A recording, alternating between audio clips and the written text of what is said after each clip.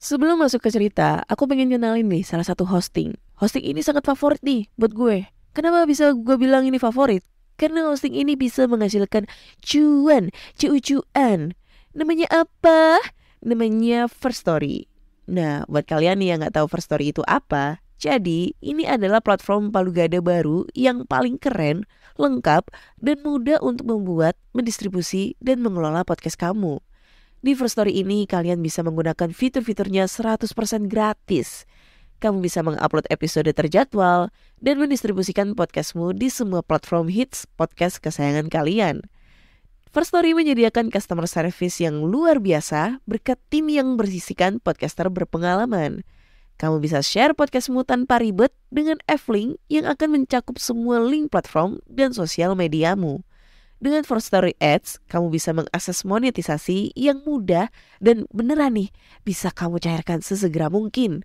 Tanpa biaya tambahan dan tanpa ribet. Digarisbawahi, ribet, gak pakai ribet ya. Jadi tunggu apa lagi? Gunakan hosting First Story sekarang juga. Lisir wangi sliramu tumaking sirno ojo tangi kan guling awas jok ngetoro aku lagi bang wingo Jin setan kang tak utusi Dadyo sembarang Wojo layu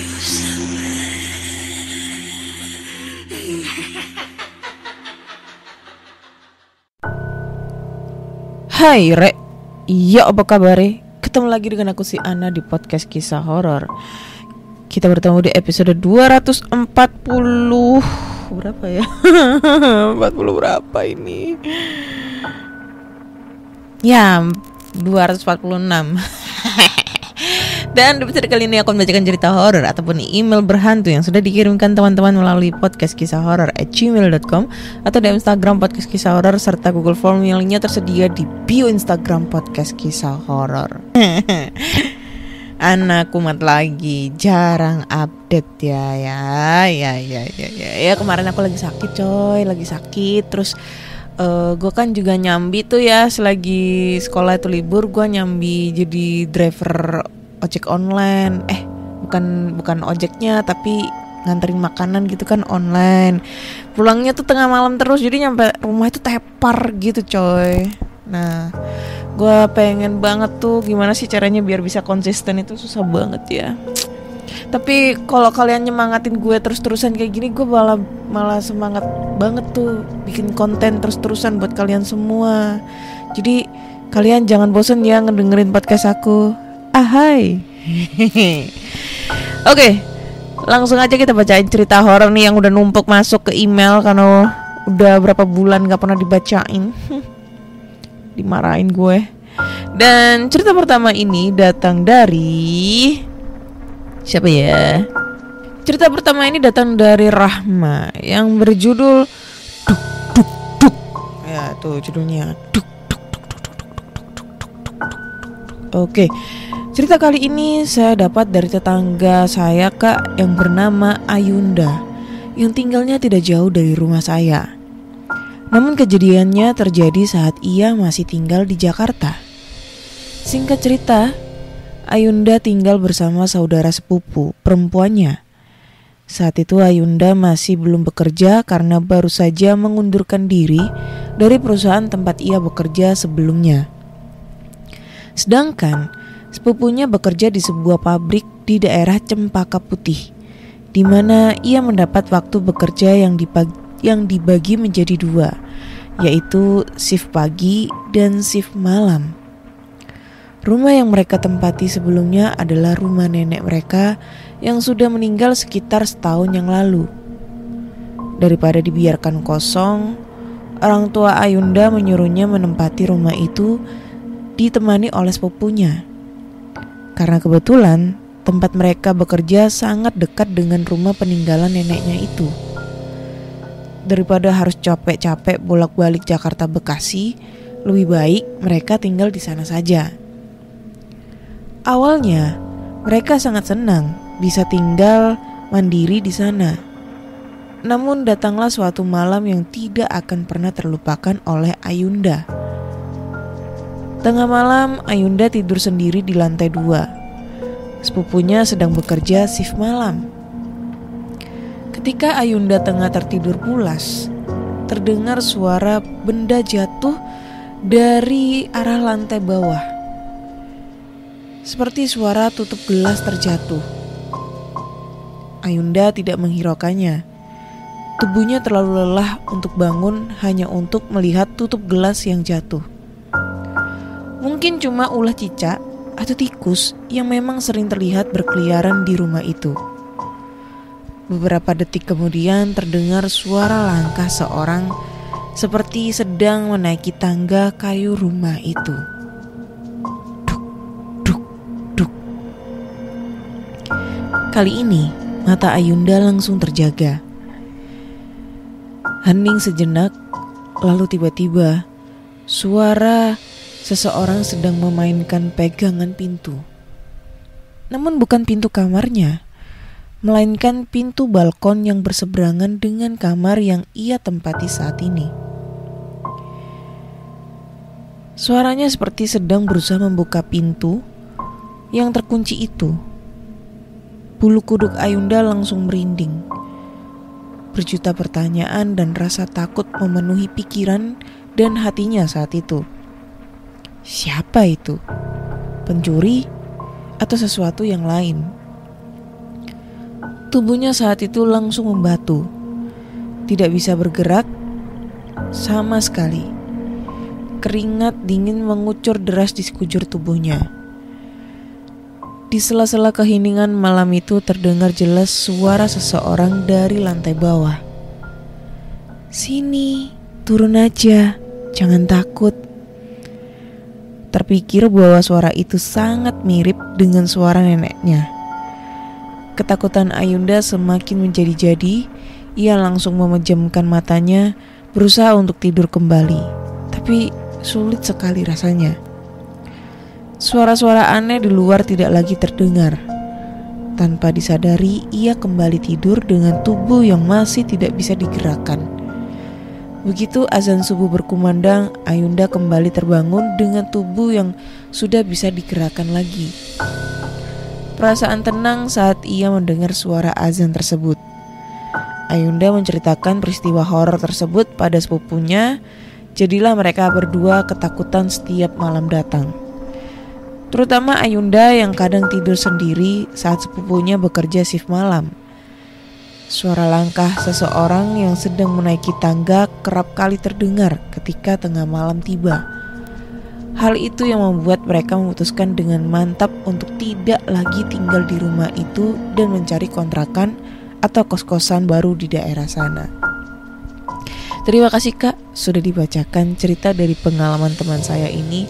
Mohon maaf jika ceritanya kurang seram.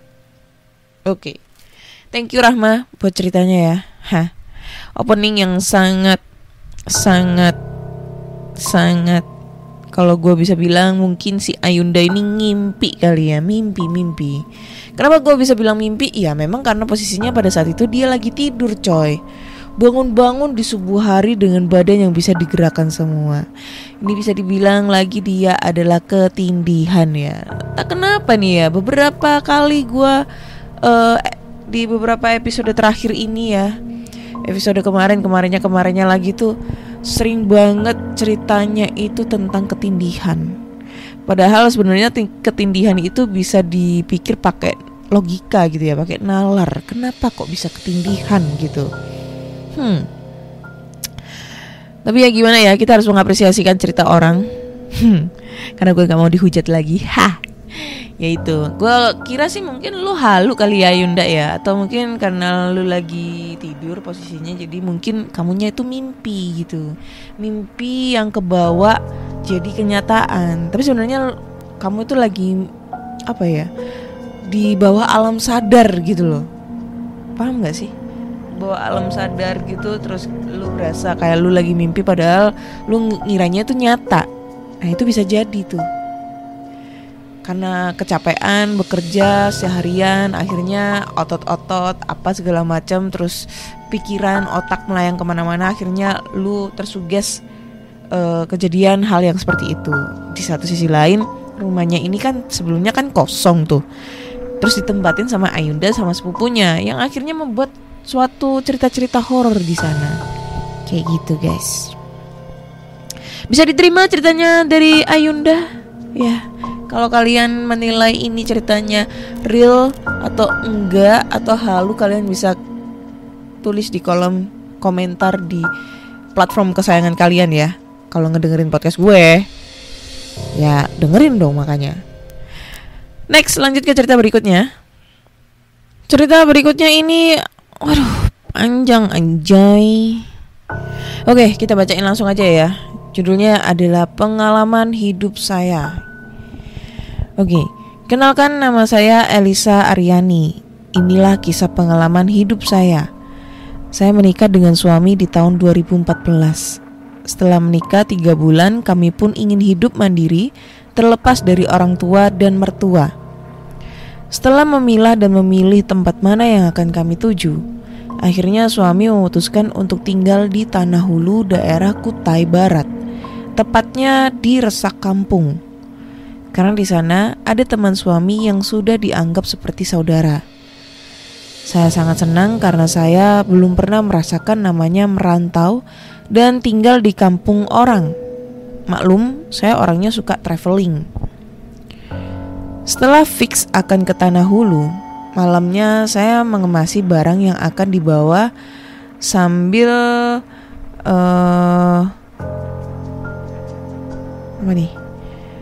sambil membayangkan suasana di sana. Saya belum pernah menginjakan kaki di kampung orang Dayak. Saya berpikir, apakah kami akan diterima dengan baik di sana? Keesokan harinya kami pun berangkat dari Samarinda tepat pukul 9 pagi menggunakan sepeda motor.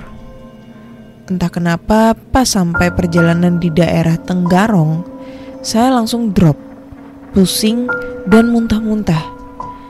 Saya heran, saya ini kenapa? Kok saya jadi mabok begini? Padahal kalau naik sepeda motor saya gak pernah mabok, kecuali kalau naik mobil. Melihat kondisi saya yang seperti itu, suami pun memutuskan untuk putar balik ke Samarinda karena dia khawatir dengan keadaan saya. Saya pun menolaknya karena saya sudah terlanjur ingin merasakan tinggal di kampung orang. Kami pun melanjutkan perjalanan dengan kecepatan yang sedang dan bisa dikatakan lumayan lambat karena suami takut saya tiba-tiba jatuh. Dengan kondisi saya yang drop, kami pun jadi sering singgah untuk istirahat. Namun setelah sampai simpang Kota Bangun, suami menolak untuk singgah-singgah lagi dengan alasan di daerah situ dan seterusnya adalah hutan dan gak ada penduduk. Saya pun mengiyakan saja. Sepanjang jalan saya hanya melihat pepohonan di kiri dan kanan saya. Pengendara lain pun gak ada yang lewat karena pada saat itu cuaca gerimis-gerimis manja. Sepanjang perjalanan suami cuma tanya, "Bun, yakin bakalan betah di sana? Di sana loh masih banyak hutan, gak kayak di Samarinda. Apalagi bunda orangnya penakut." Saya pun menjawab, "Gak apa-apa ya, namanya juga mau hidup mandiri, ya gak boleh pilih-pilih tempat." Karena keasikan ceritaan, akhirnya pukul 6 sore kami tiba di rumah yang saya panggil Mama Dayak, dan sekarang sudah jadi mama angkat saya. Setelah menyambut kedatangan kami, Mama pun menyiapkan kamar untuk kami. Sekedar intermezzo aja, rumah Mama Dayak itu ada 2, tapi digabung kayak rumah bangsalan gitu. Rumah yang sebelah ini bertingkat Dan di rumah yang sebelahnya ini cuma ada satu kamar. Dan kami dipersilakan menempati rumah yang ada satu kamar ini. Setelah membersihkan diri dan makan, saya pun dan suami pamit untuk istirahat. Di daerah sini belum ada listrik, jadi kalau malam hanya menggunakan mesin domping. Setelah masuk kamar, saya langsung merebahkan diri. Lalu 5 menit kemudian, di bawah kolong ada suara kayak orang ngaduk-ngaduk peceran. Apa nih? Peceran. Peceran apaan? Karena memang di bawah rumah itu seperti rawa. Mendengar itu saya langsung tanya sama suami, "Itu apa ya?" Sahut suami, "Udah, Bunda diem aja." Setelah gak berapa lama ada yang ngetok-ketok jendela. Kami pun langsung saling pandang. Gimana gak heran, karena di sebelah rumah itu kan rawa yang dalamnya sampai lutut orang dewasa. Lagian jendelanya juga tinggi. Siapa yang bisa nyampe buat ngetok jendela? Jarak antara rumah ke tetangga pun sekitar 20 meter lebih. Makin lama suara ketokan pun makin keras. Ngelihat saya yang ketakutan, suami pun berteriak, "Kami di sini memang pendatang, tapi kami gak ada niat jahat, jadi jangan ganggu kami." Lalu suara ketokan itu pun hilang. Namun berganti suara perempuan menyanyi dengan suara yang sangat melengking dan memilukan hati. Saya gak ngerti dia nyanyi menggunakan bahasa apa, tapi mungkin bahasa Dayak. Suara nyanyian itu pun makin lama makin tinggi terus, meninggi dan tiba-tiba hilang. Saya pun gemetaran sampai pucat dan keringat dingin. Lalu suami mengajak saya untuk pindah ke rumah sebelah. Setelah suami membangunkan Mama Daya, dia kaget melihat saya sudah pucat ketakutan dan gemetaran. Lalu Mama tanya, "Loh, kenapa ini? Ada apa?" Suami pun menceritakan apa yang terjadi tadi. Setelah mendengar cerita Mama, hanya tersenyum sambil berkata, "Kamu lagi hamil kali, makanya didatangi." Saya pun mengelak, karena setahu saya memang lagi gak hamil. Mama pun menyuruh kami pindah kamar di lantai 2. Setelah tidur di kamar itu, perasaan saya agak tenang, karena di lantai 2 itu ramai. Ada 3 kamar yang ditempati anaknya Mama Daya dan keponakannya. Tepat jam 12 malam, mesin domping dimatikan. Kami tidur dalam keadaan gelap. Saya pun tertidur lelap dan gak merasakan apapun. Namun, jam 6 pagi saya bangun karena perut saya sangat sakit. Saya pikir mungkin ini panggilan alam. Namun setelah di WC, saya melihat darah mengucur di kaki saya. Saya pun teriak memanggil suami. Lalu suami dan Mama Dayak langsung membawa saya ke puskesmas dekat rumah. Dan dokter pun membenarkan bahwa saya memang sedang hamil 2 bulan.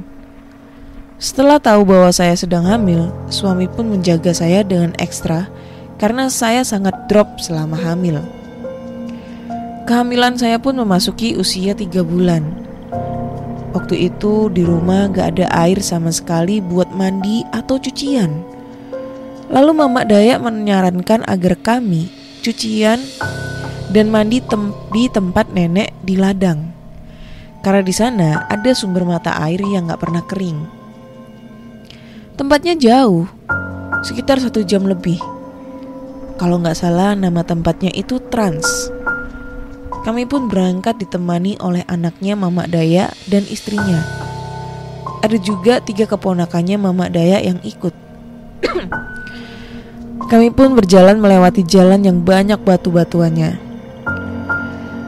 Di situ suami saya mengumpat, "Kalau tahu kayak gini, gak usah pergi aja dah. Udah jauh, jalannya jelek pula."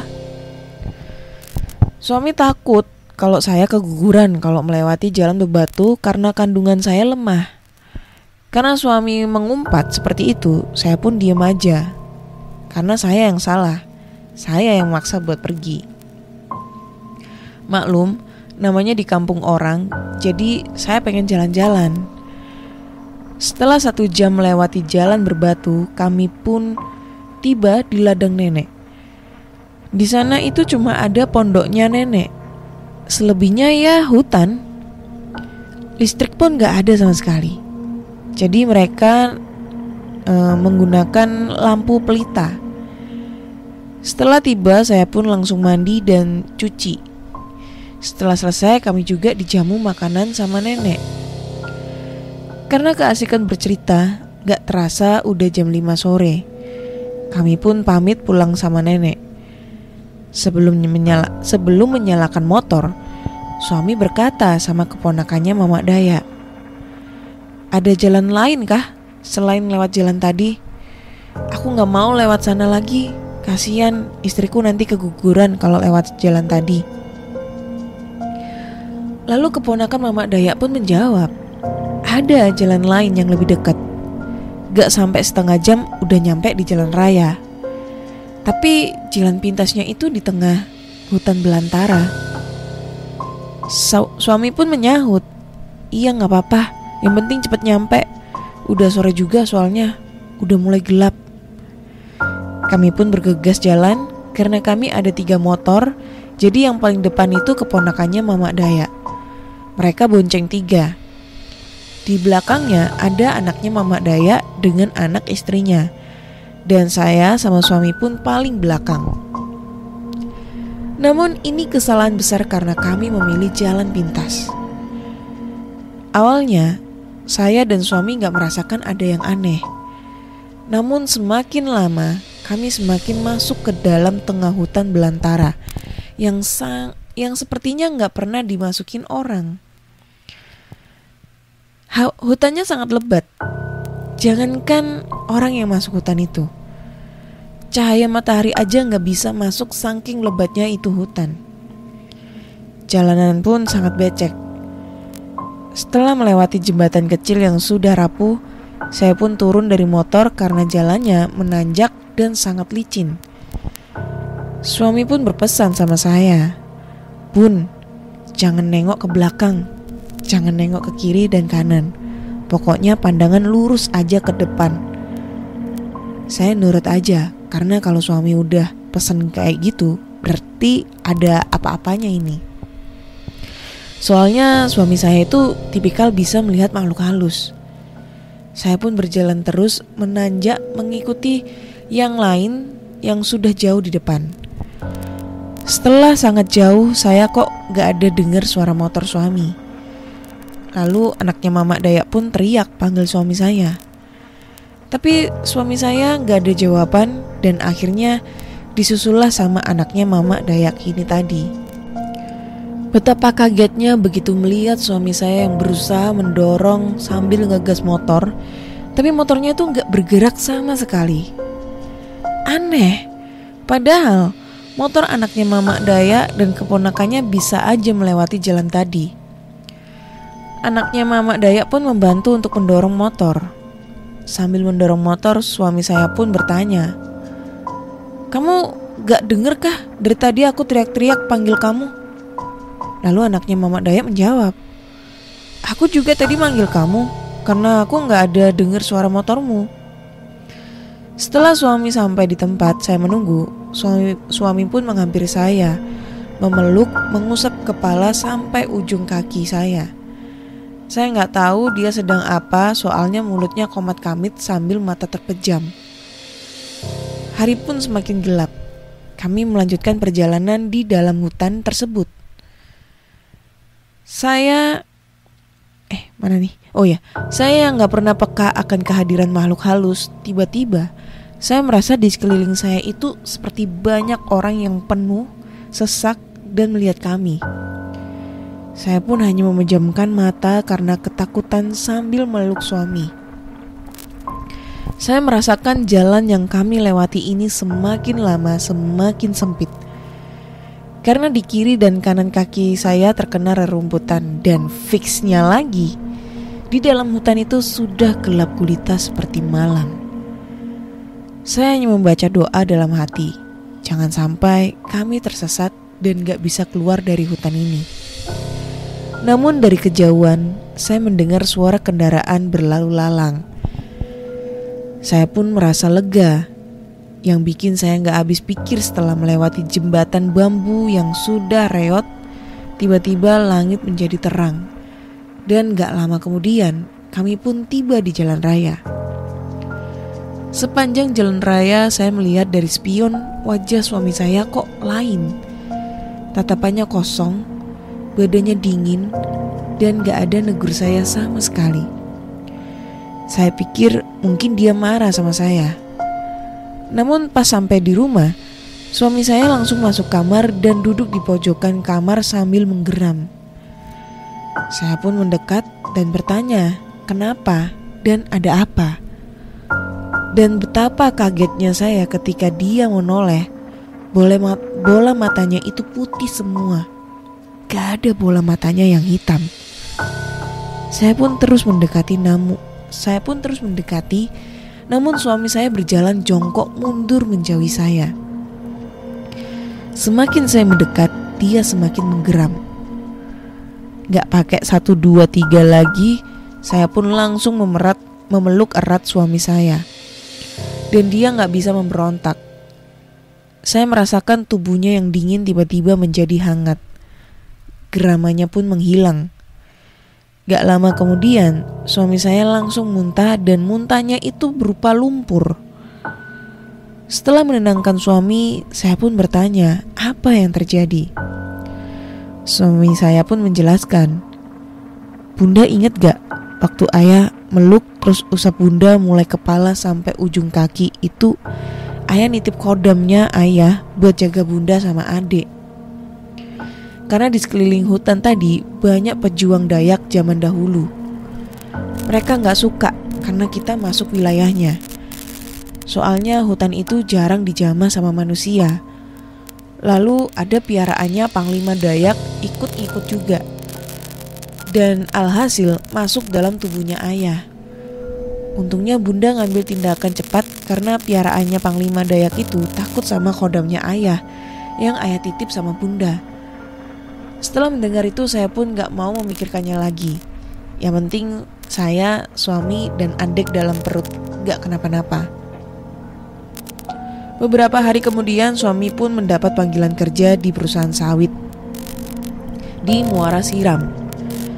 Suami pun mulai bekerja di sana. Karena belum mendapat mes, suami kerjanya pulang pergi antara Resak, Kampung, dan Muara Siram. Pernah suatu kali saat suami saya lagi kerja, saya iseng main di Sungai Bongan bersama keponakannya Mamak Dayak. Entah kenapa saya ingin sekali berenang di sungai itu. Padahal aslinya saya gak bisa berenang. Saya tetap nekat berenang padahal arusnya deras juga. Mungkin karena ngidam atau bawaan hamil juga, jadi kepengen berenang di situ. Keponakan Mamak Dayak pun hanya bisa diam menatap saya. Setelah puas berenang, saya pun pulang. Sampai di rumah, Mamak Dayak tanya saya dari mana. Saya menjawab, habis berenang di Sungai Bongan. Betapa kagetnya Mamak Dayak dan langsung marah sama saya. Awak tahu di sungai itu ada buayanya. Berani bener awak sembarang berenang di situ. Awak ndik takut ditelan kah? Yang artinya, kamu nggak tahu kah di situ ada buayanya? Berani bener kamu sembarangan berenang di situ. Kamu gak takut kah dimakannya? Saya hanya terdiam karena saya benar-benar gak tahu kalau di situ memang ada buayanya. Saya pun gak berani cerita sama suami soal saya berenang di Sungai Bongan. Karena saya takut suami marah dan ngelarang saya keluar rumah. Setelah 2 bulan kerja di perusahaan sawit, kami pun pindah ke mes. Kami mengangkati barang menggunakan sepeda motor melewati jalan yang bebatuan. Ya namanya juga jalanan menuju ke sawit, pasti jalannya gak ada yang aspal. Setelah selesai merapikan mes, kami pun istirahat. saya merasa nyaman tinggal di mes itu. Saya lupa hari apa, yang jelas saya dan suami pergi ke pasar malam Resak 3 untuk belanja keperluan dapur. Setelah selesai belanja, kami pun pulang senja. Selama perjalanan, pikiran saya memang kosong. Saya memandang kiri kanan hanya terbentang pohon sawit. Namun, tiba-tiba mata saya tertuju pada 2 bola api besar yang terbang melintasi pepohonan sawit dan mengikuti kami. Karena pengetahuan saya awam tentang yang begituan, saya bertanya sama suami, "Itu apa ya?" Suami hanya menjawab dengan datar, "Udah, gak usah dihiraukan dan gak usah diliatin bun. Nanti dia ngikut sampai mes kita." Saya pun memalingkan pandangan ke sebelah kiri. Setengah jam kemudian saya menoleh ke kanan, bola api itu udah gak ada. Namun, ketika memasuki hutan sawit yang semakin lebat dan gak ada pondok sama sekali, dan hari pun sudah malam, di situ sangat tercium bau yang sangat menyengat dan menusuk hidung. Kata suami sih gitu. Lalu gak lama kemudian ada aroma seperti orang menggoreng ayam. Pokoknya macam-macam sudah aroma yang ada di situ. Maka udah gelap dan yang ada cuma cahaya lampu motor. Untungnya kami sampai rumah dengan selamat. Memasuki usia kandungan ke-7. Pagi itu saya dan suami sedang menjemur pakaian. Gak ada firasat apapun, tiba-tiba lantai tempat kami jemuran itu runtuh. Karena mesnya memang berbentuk rumah panggung. Kami jatuh dari ketinggian sekitar 2 meter. Untungnya lagi, saya dan kandungan saya gak kenapa-napa. Namun malamnya ketika saya tidur, antara sadar dan gak sadar, saya melihat makhluk berbadan hitam besar dan berbulu, bertanduk 3, bertaring, kukunya panjang, bercakar, matanya merah menyala, sedang berdiri di pojok kamar. Dan dia pun menunjuk perut saya dengan tatapan yang sangat marah. Mungkin dia ingin mengambil bayi saya, tapi gak bisa, karena suami kalau tidur selalu memeluk perut saya. Saya pun memaksa tidur dan memejamkan mata. Tapi keesokan paginya saya merasakan sakit yang luar biasa seperti mau melahirkan. Suami langsung membawa saya ke Samarinda untuk menerima penanganan yang lebih lanjut. Sesampainya di Samarinda, saya gak langsung dibawa ke rumah sakit, tapi dibawa ke rumah mertua karena mertua saya orang pintar. Mertua saya hanya bilang, "Ini gak apa-apa, sebentar juga sembuh." Mendengar itu saya langsung naik emosi sama suami saya. "Bapakmu ini aneh, gak apa-apa gimana? Aku udah kesakitan gini masih dibilang gak apa-apa. Kamu mau aku sama anakku mati kah? Kenapa malah kamu bawa aku ke sini, gaknya langsung ke rumah sakit?" Begitulah umpat saya sama suami. Padahal saya tuh gak pernah ngomong kasar sama suami saya selama ini. Suami pun langsung bergegas membawa saya ke rumah sakit Aisyah dan gak menghiraukan larangan mertua. Sampai di rumah sakit, dokter pun mendiagnosa bahwa kandungan saya memang sangat turun, dan kalau lambat ditangani bisa berujung fatal. Saya juga terkena sakit tipes. Seminggu di sana kesehatan saya berangsur pulih. Saya dibawa pulang ke rumah mertua. Saya tinggal sama mertua itu sampai saya melahirkan. Tapi suami tetap kerja di Tanah Hulu dan pulang ke Samarinda sebulan sekali. Setelah melahirkan, saya meminta suami untuk membawa lagi saya sama anak ke Tanah Hulu. Karena dari awal nikah saya emang gak cocok sama mertua saya.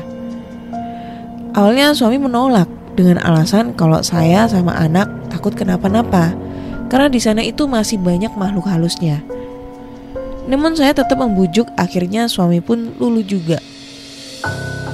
Ketika anak saya yang bernama Al berusia 40 hari, barulah kami dibawa ke Tanah Hulu. Sepanjang perjalanan memang gak ada apa-apa. Namun ketika melewati rumah Lamin, anak saya menangis menjerit-jerit. Melihat anak saya menangis menjerit, saya jadi keingat sama ketika hamil.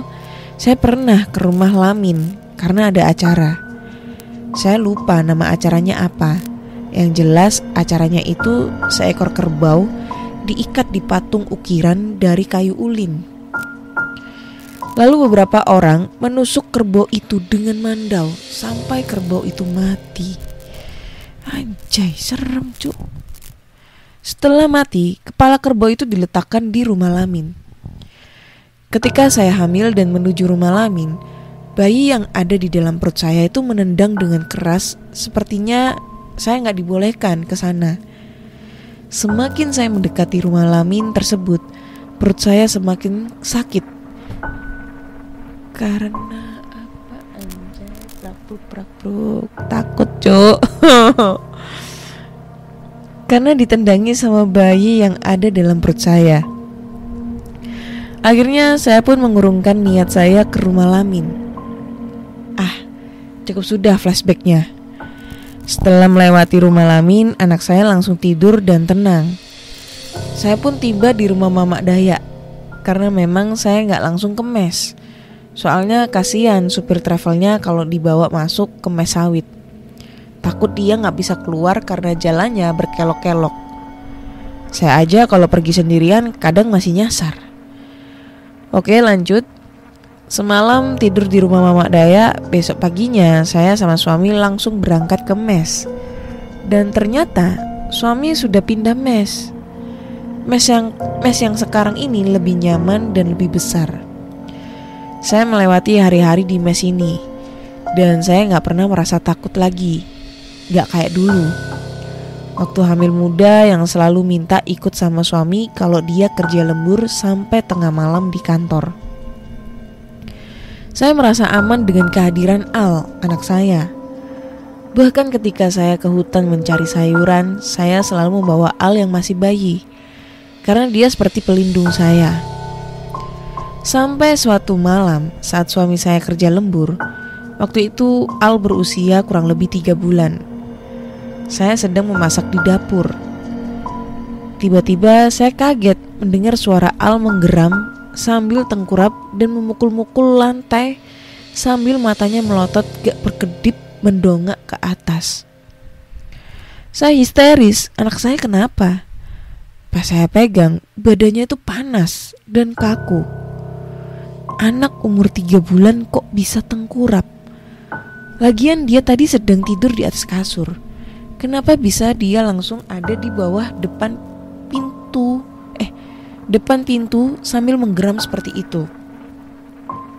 Saya pun menyuruh tetangga sebelah untuk memanggil pulang suami yang sedang di kantor. Karena di sana mau nelpon gak bisa, gak ada sinyal. Setelah suami datang, saya sudah menangis melihat anak saya seperti itu. Ketika suami datang, dia langsung mengambil air lalu dibacain dan diusapkan ke wajah anak saya. Setelah itu anak saya kembali ceria dan ketawa-ketawa. Saya masih syok melihat anak saya seperti tadi. Setelah suami menidurkan anak saya, dia pun menenangkan saya. Setelah mulai tenang, saya bertanya, "Adik tadi kenapa ya? Kok kayak kesurupan gitu?" Suami cuma bilang, "Oh, gak apa-apa. Tadi ada tamu gak diundang masuk ke sini. Adik bisa merasakan, jadi dia berusaha mengusir makhluk itu." Karena adik itu indigo, juga turunan dari ayah. Mendengar itu, saya hanya bisa menghela nafas. Saya ini loh orangnya tuh penakut. Tapi kenapa saya memiliki anak dan suami yang dekat dengan makhluk halus? Begitulah umpat saya dalam hati. Sejak kejadian itu, saya menjadi parno lagi dan melarang suami untuk kerja lembur. Keesokan harinya, saya, suami, dan Al ke pasar malam lagi untuk membeli beberapa barang kebutuhan. Setelah pulang dari pasar malam, kami singgah makan bakso di Simpangan. Yang berjualan bakso orang Banjar. Dia pun menegur kami, "Ikam, ditakutkah bawa anak lewat hutan sawit malam-malam kayak ini? Bahaya taulah jalanan menuju sawit tuh. Apalagi baunya anak bayi itu harum. Kamu gak takutkah membawa anakmu melewati hutan sawit malam-malam seperti ini? Sangat bahaya jalanan sawit itu. Apalagi anak bayi itu harum. Kami hanya menjawab, ya mau gimana lagi? Karena kalau nunggu pasar malam di sawit itu masih lama, sedangkan perlengkapan dapur kami habis. Setelah selesai makan, kami pun pamit untuk pulang. Sebelum pulang, penjual bakso itu memberi saya sebuah pisang besar. Lalu beliau bilang, kena ikam dihadang di jalan, lempar aja pisang ini. Kalau kamu dihadang di jalan, lempar pisang ini. Saya pun berterima kasih sama penjual tersebut. Dan ternyata apa yang dibilang oleh penjual bakso itu benar. Kami dihadang oleh segerombolan monyet-monyet di tengah malam. Lalu suami menyuruh saya melempar pisang yang dikasih sama penjual tadi. Sekejap kemudian monyet-monyet itu menepi dari tengah jalan. Dan akhirnya kami pun bisa lewat. Setelah beberapa meter kami melewati monyet tersebut. Entah kenapa saya ingin sekali menengok ke belakang. Namun ketika saya menengok ke belakang, sungguh pemandangan yang sangat mengerikan. Saya melihat seekor monyet raksasa berdiri di tengah jalan. Badannya besar dan tingginya itu setara sama pohon-pohon besar di situ. Matanya bulat besar melotot ke arah saya. Saya nggak mungkin berkhayal karena saya sangat jelas melihat monyet raksasa itu di bawah sinar terang bulan. Saya pun langsung menutup mata dan kembali melihat ke depan. Begitu saya menoleh ke belakang lagi, monyet raksasa itu masih berdiri di tengah jalan. Lalu kemudian saya melihat dia melangkah memasuki hutan. Sesampainya saya di rumah, saya hanya diam dan pucat karena saya sawan. Suami pun langsung menawari saya dengan air. Lalu saya bercerita dengan apa yang saya lihat. Namun suami merasa heran karena dia gak melihat apa-apa. Dan biasanya kalau saya melihat hal yang aneh, suami saya melihatnya duluan. Panjang cuk. Keesokan harinya saya bertanya sama tetangga sekitar tentang apa yang saya lihat.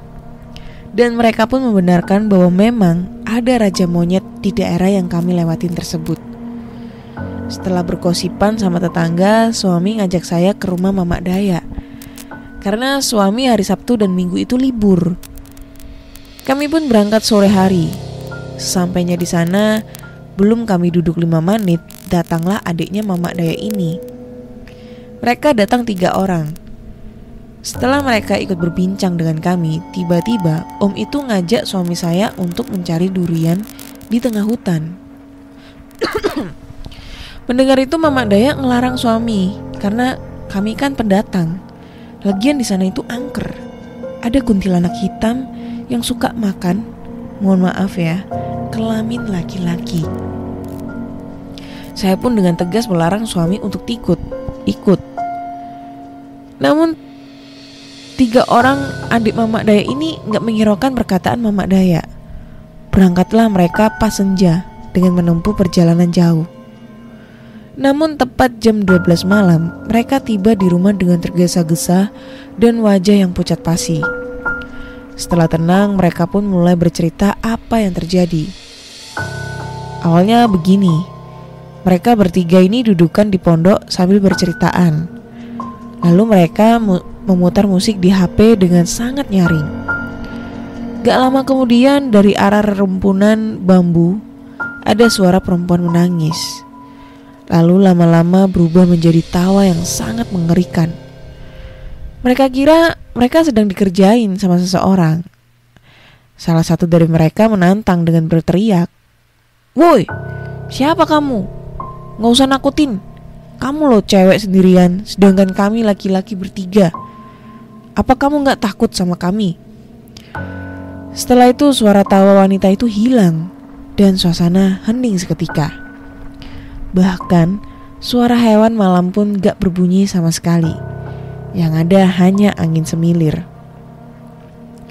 Mereka pun saling pandang.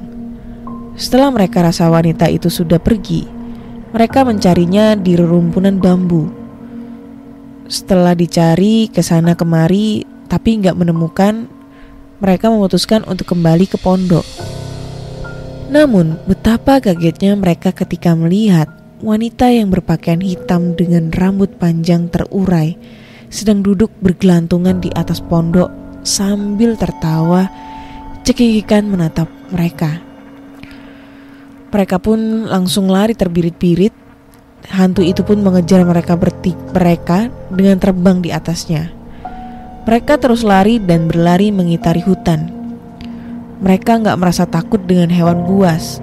Yang mereka takuti sedang dikejar-kejar kuntilanak hitam. Di tengah pelarian mereka, salah seorang om menemukan tombak bambu. Lalu tombak itu dilemparkan ke hantu itu. Setelah itu mereka terus berlari hingga sampai rumah. Untungnya hantu itu gak ngikut sampai rumah.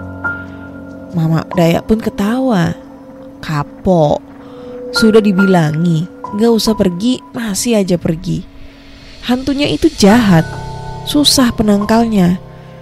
Sudah suka makan kelamin lelakian, suka makan bayi juga. Karena dulu pernah ada bayi nangis tengah malam di ayunan, tapi orang tuanya lambat bangun buat mengangkat anaknya. Itu hantu yang angkat anaknya dari ayunan. Dan pas subuhnya ada tetangga yang lewat depan rumah melihat ada anak bayi sudah kaku terbaring depan rumah. Mendengar cerita Mama Dayak, saya pun gak berani ngayun anak saya lagi. Aduh, capek coy. Belum sampai situ, Mama Dayak juga melanjutkan ceritanya bahwa kalau malam kadang ada peti mayat yang terbang. Saya lupa nama peti Dayak itu. Yang jelas peti itu selalu terbang di malam hari. Dan konon katanya peti itu yang akan mengejar seseorang yang ditemuinya. Lalu peti itu akan menimpa orang sampai orang tersebut mati. Karena sudah pernah kejadian di daerah situ, ada yang mengalaminya. Tapi kalau sekarang udah jarang ada sih, katanya peti mayat tersebut. Keesokan paginya, kami kembali ke mes. Saya selalu memikirkan apa yang terjadi dan apa yang diceritakan sama Mama Dayak. Saya sempat depresi gara-gara memikirkan terus. Karena saya takut keluarga saya nanti kenapa-napa. Sampai suatu hari di saat suami saya kerja, saya merasa linglung. Seperti ada yang mengajak saya pergi. Saya pun pergi meninggalkan mes begitu saja sambil menggendong Al yang berusia 5 bulan. Saya terus berjalan melewati rimbunya hutan sawit bersama Al. Karena saya berjalan di tengah hutan sawit, di situ gak ada sama sekali para pekerja sawit. Saya gak tahu berapa lama dan berapa jauh saya berjalan di hutan sawit. Saya sampai gak sadar kaki saya sudah berdarah-darah dan Al terus menangis tapi gak saya hiraukan. Entah karena kaki saya terkena rumput liar atau karena apa, namun ketika tangisan Al mulai kencang, saya langsung tersadar. Loh, ini di mana? Ngapain saya sama Al di hutan?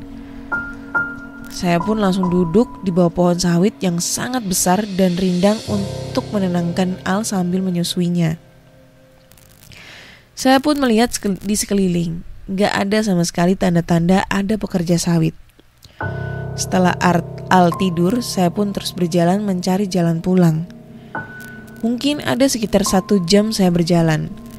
Saya menemukan sebuah pondok yang sudah tua dan reot seperti lama gak ditempati. Saya memutuskan untuk beristirahat di sana. Begitu saya masuk, perlengkapan di dalam pondok tersebut masih lengkap. Mulai peralatan dapur sampai kamarnya. Saya pun langsung keluar karena takut kalau tiba-tiba pemilik pondok datang. Lama saya menunggu pemilik pondok juga gak datang. Saya pun berjalan lagi. Baru sebentar saya datang, tiba-tiba ada mobil ambulans berhenti tepat di depan saya. Saya pun heran, dari mana datangnya ambulans ini? Karena saya gak ada dengar suara mobilnya. Bahkan jalan yang saya lewati ini gak ada bekas ban mobil dan motor. Jalannya itu jalan setapak yang sempit. Dan saya perhatikan ambulans ini sangat bobrok, gak terawat. Gak mau berpikir aneh-aneh karena saya udah sangat capek, haus dan lapar. Saya langsung mendatangi ambulans tersebut sambil berkata, "Maaf mas, saya boleh numpang kah?" Namun mereka hanya mengangguk. Mereka ada 2 orang, yang bawa mobil seorang laki-laki dan di sebelahnya duduk seorang wanita parubaya pakai baju kebaya. Saya langsung masuk dan duduk di belakang. Begitu pintu tertutup, saya pun kaget bukan kepalang, karena di sebelah saya ada peti mayat. Saya berusaha membuka pintu mobil tapi gak bisa dibuka. Lalu saya menggedor-gedor sang supir tapi mereka hanya diam dan terus berjalan. Anjay, masih panjang, cuaks. Oh, fuck you, man. Capek. Oke. Yang mana tadi? Ambulans ini terus berjalan semakin masuk ke dalam hutan. Jalannya pun sangat laju. Saya hanya bisa menangis, menutup mata sambil memeluk Al. Saya terus masuk ke dalam hutan. Ambulans ini pun melewati sebuah kuburan tua yang sudah gak dipakai lagi. Saya sampai hampir pingsan. Ini saya mau dibawa kemana? Tapi saya harus tetap kuat demi anak saya. Mungkin sekitar 15 menit ambulans itu berjalan.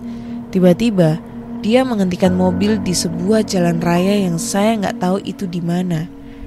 Bagi saya 15 menit itu berasa 5 jam kalau dalam situasi seperti itu. Setelah berhenti, pintu mobilnya langsung terbuka sendiri. Saya pun gak pakai aba-aba lagi. Saya langsung turun dan lari sambil memeluk Al. Namun begitu saya nengok ke belakang, ambulans itu udah gak ada. Saya berpikir dalam hati, mungkin niat mereka baik menolong saya untuk keluar dari hutan sawit. Tapi gak gitu juga, careless caranya. Saya gak tahu mereka itu manusia atau bukan. Dan satu lagi masalah yang saya hadapi. Saya berjalan di jalan raya yang saya gak tahu di mana. Gak ada rumah atau pondok penduduk. Bahkan kendaraan pun gak ada lewat. Padahal kalau dilihat, cuacanya mungkin sekitar jam 1 siang. Duh, gak kebayang gimana lelah dan hausnya berjalan di tengah panas jalan raya sambil menggendong Al. Saya terus berjalan berharap ada seseorang yang saya temui. Namun saya merasa pusing, saya pun terduduk di tepi jalan raya. Tiba-tiba saya didatangi seorang kakek tua yang bawa tongkat. Dia tanya saya dari mana dan mau kemana. Saya belum bisa bercerita karena sangat kehausan. Lalu kakek itu membopong saya agak sedikit masuk ke dalam hutan. Dan betapa kagetnya saya ketika dibawa ke rumah kakek tersebut. Rumahnya besar dan megah. Saya pun berpikir, mungkin saya menghayal karena saya kecapean. Saya didudukan di sebuah kursi kayu ulin berukir khas Dayak. Lalu kakek itu memberikan saya segelas air yang menurut saya itu air terenak yang pernah saya rasakan. Setelah minum air itu, badan saya terasa segar. Padahal saya hanya minum beberapa teguk saja. Saya memperhatikan sekitar rumah dan ternyata saya memang gak berkhayal. Rumah itu nyata saya lihat. Anak saya pun merasa nyaman berada di rumah itu. Lalu saya bercerita apa yang saya alami.